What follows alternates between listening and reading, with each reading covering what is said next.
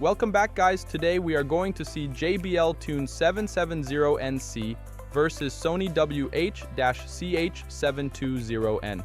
Which headphones are better? So let's get started. Firstly, we are going to talk about the design. According to the comparison, they are both perfect fit for over-ear, but they are different in weight. JBL weigh 232 grams. On the other hand, Sony WH weigh 192 grams, and JBL Tune can be folded, but Sony cannot be. They both are not water resistant. They have the same cable length, and they both contain stereo speakers. Let's talk about sound quality. They do have active noise cancellation.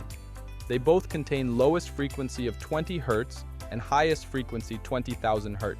And driver unit size 40 mm, 30 mm. Overall, it depends upon your requirements, but in my opinion, JBL is the best choice. But usually you can pick according to your preference.